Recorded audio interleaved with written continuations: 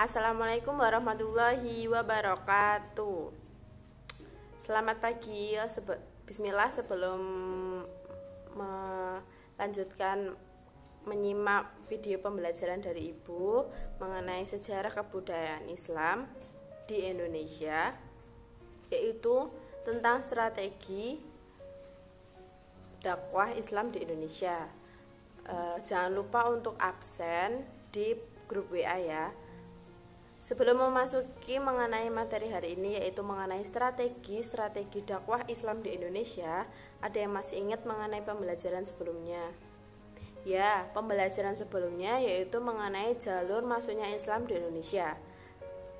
Di Indonesia ada beberapa teori tentang proses terjadinya Islamisasi di Indonesia. Ada 4. Ya, teori itu ada teori India, teori Arab, teori Persia, dan teori Cina. Itu adalah proses Islamisasi. Teori-teori itu menyatakan mengenai proses Islamisasi awal di Indonesia. Baik, setelah mengulang materi sebelumnya yaitu mengenai jalur masuknya Islam di Indonesia, hari ini melalui video pembelajaran yang Ibu berikan ini, Ibu akan menjelaskan mengenai strategi dakwah Islam di Indonesia. Agama Islam tersebar di seluruh wilayah Indonesia secara periodik, bertahap, dan dengan strategi dakwah yang damai, tanpa ada kekerasan atau paksaan.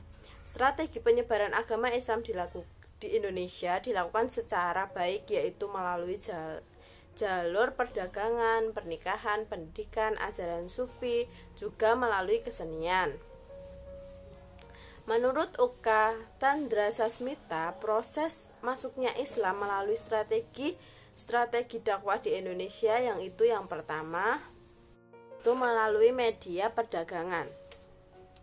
Strategi dakwah penyebaran agama Islam melalui media perdagangan merupakan awal proses Islamisasi yang dilakukan di Indonesia, yaitu pada abad ke-7 sampai ke-16 Masehi.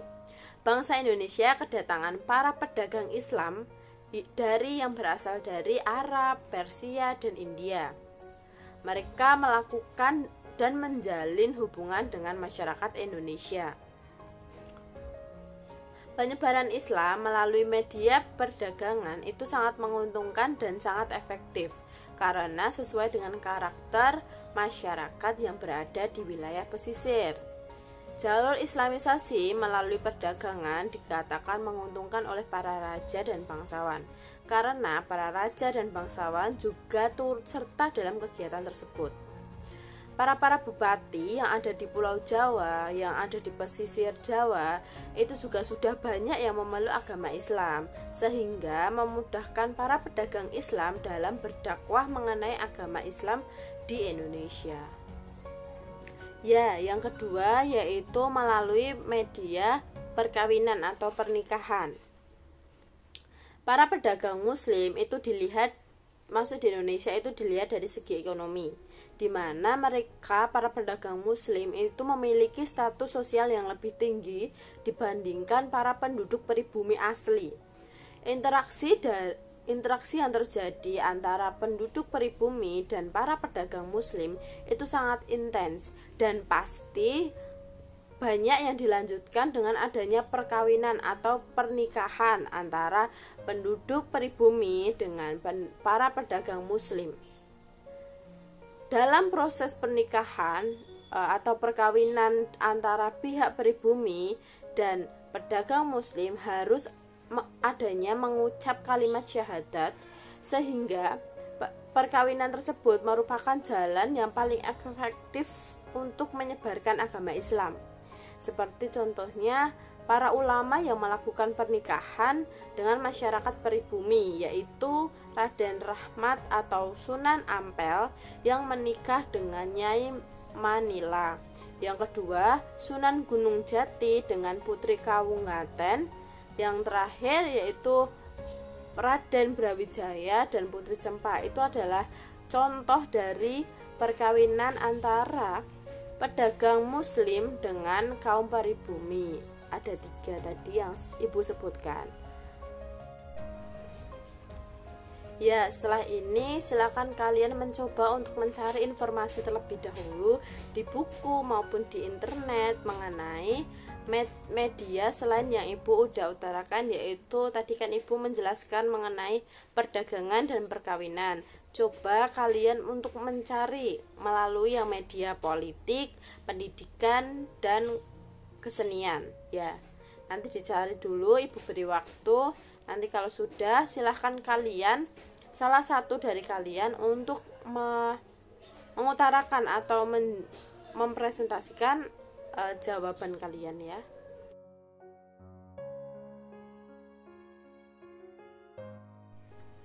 Ya, benar sekali anak-anak. Tadi udah ada beberapa teman kalian yang sudah menyampaikan informasi yang mereka dapat mengenai strategi dakwah yang melalui media politik, media pendidikan, dan media kesenian. Di sini Ibu melanjutkan ya, yaitu mengenai media politik.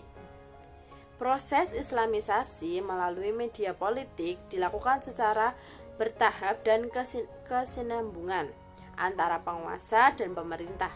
Setelah penguasa atau rajanya masuk Islam, otomatis rakyat-rakyat yang dipimpin oleh beliau yang masuk Islam itu akan juga mengikuti pemimpinnya. Jadi jika pemimpin Islam, otomatis rakyatnya yang dipimpin itu juga banyak yang mengikuti agama yang dianut oleh pemimpinnya. Seperti contoh yaitu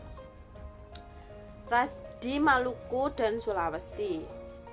Raja di Maluku dan Sulawesi itu para rakyatnya juga mengikuti agama pemimpinnya.